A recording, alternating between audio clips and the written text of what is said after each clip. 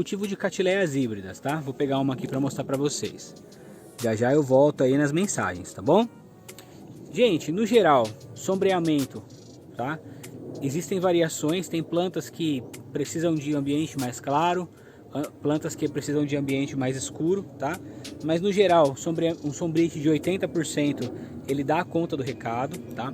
Se você mora em um local onde o sol é muito intenso, o clima é muito árido, né, muito forte, o clima agressivo em relação a calor, daí já é interessante de repente fazer 2 camadas de sombrite, tá bom? Porque pode ressecar a sua planta aí rapidamente, tá? Gente, o que a gente aconselha? Observar bastante a planta. A coloração dela precisa ser dessa forma que eu estou mostrando para vocês, tá vendo? Ela precisa ter essa coloração. Se ela porventura tá com essa coloração e você coloca ela no ambiente, ela começa a ficar escura, um verde mais escuro, significa que a planta está num ambiente mais escuro do que deveria. Se porventura aconteceu o contrário, a planta começar a ficar amarelada, significa que ela está num ambiente mais claro do que deveria, tá? E assim a gente vai balanceando o ambiente da planta, tá? Outra dúvida que surge bastante também em relação a catileias híbridas é o tipo de cultivo em relação a substrato e vaso, tá? Então, isso é uma questão, algumas variedades precisam de um cultivo mais específico. Por exemplo, elas precisam de como que eu posso dizer, de mais umidade, ou gostam de madeira, de ser cultivada na madeira. Porém, a grande maioria você pode adequar ao seu cultivo. Então, a combinação de vaso e substrato, ele está muito mais ligado à questão de umidade do que qualquer outra coisa, tá? Então a umidade é o que vai ter mais relação na questão de vaso e substrato, tá? Por exemplo, aqui ela está na casca de pinos, tá? Tem um pouquinho de musgo, tá na casca de pinos, tem um pouquinho de musgo e tá no vaso de plástico. O que isso diz? Essa planta ela demora a secar. Ela tem um vaso que segura bem a umidade e tem um substrato que segura a umidade também, que é o caso do musgo, tá? Então, nessa planta aqui, eu preciso tomar um certo cuidado para que ela não fique encharcada e não venha a ter as raízes apodrecidas, tá? Se porventura ela tivesse num vaso como por exemplo desse, ó, do Catasetum negra aqui, ó, se ela tá num vaso como por exemplo esse Catasetum negra, que é um vaso mais arejado, eu já tenho um escoamento, um ressecamento maior nas raízes, então eu posso molhar um pouco mais, tá?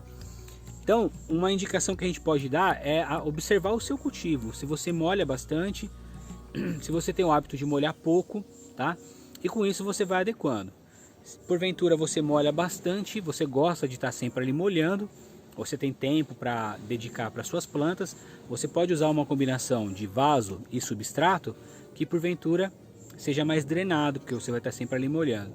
Se porventura você não tem muito tempo para cultivar, ou mesmo não tem o hábito de molhar muito, aí você pode usar uma combinação que segura mais a umidade, que assim você vai poder molhar mais espaçado, né? Vai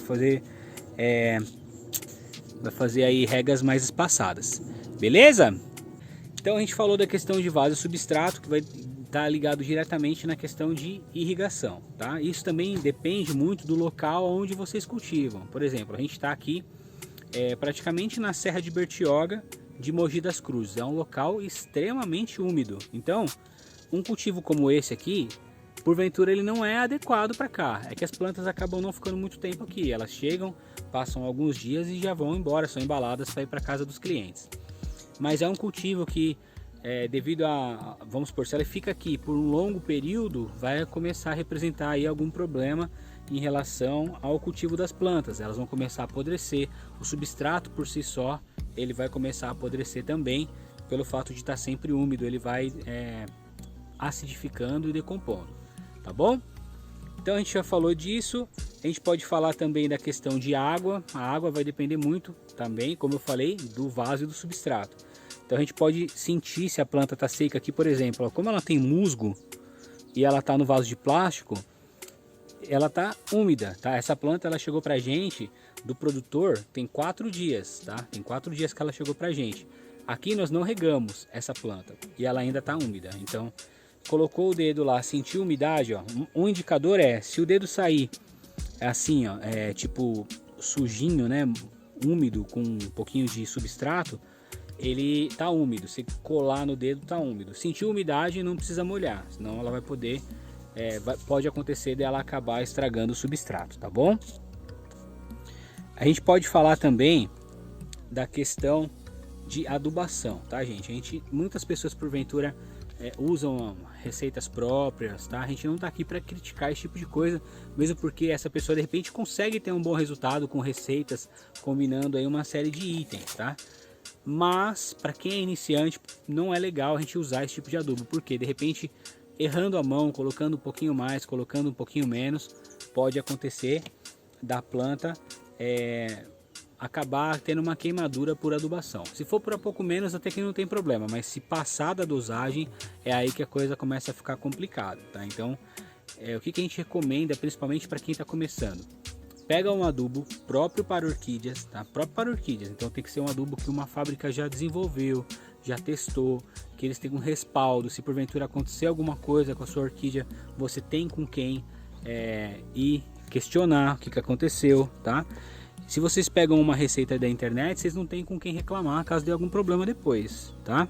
Então a questão de adubação ela é bem delicada e a gente até costuma dizer que se porventura você não sabe como fazer, ficou em dúvida, melhor que não faça, dê uma pesquisadinha do que fazer uma adubação errada, tá? Outra questão também é combinação de adubos. Às vezes a pessoa tem, um exemplo, 4 adubos, né? E o fabricante indica fazer uma aplicação mensal, né? E a pessoa faz o que? Ela aplica todos eles uma vez por semana, uma vez por mês, desculpa. O que vai acontecer? Você vai estar super adubando a sua planta. Por quê? O fabricante considerou que você ia estar usando aquele único adubo. Então, vamos supor que você está usando um adubo de floração na sua planta, né? Você vai lá, faz a adubação bonitinho. Aí você tem também um adubo de manutenção, você faz também. Aí você tem um enraizador, você faz também. Aí você viu na internet que esse acrop é legal de usar, e você usa também. Então, você vai provocar uma queimadura por excesso de adubação na sua planta. Então é importante a gente seguir a orientação do fabricante. E se porventura o fabricante fala que a adubação, vou dar um exemplo, seja uma vez por semana e você tem 4 adubos, você faz o que? Na primeira semana você usa esse, só esse, na segunda semana só esse, na terceira semana o terceiro adubo, na quarta semana você usa o último, depois você volta para o primeiro, né? Se você colocar todos juntos é uma coisa, para quem porventura já tem o costume, a prática no cultivo, parece absurdo, mas pode acontecer com quem é iniciante, tá?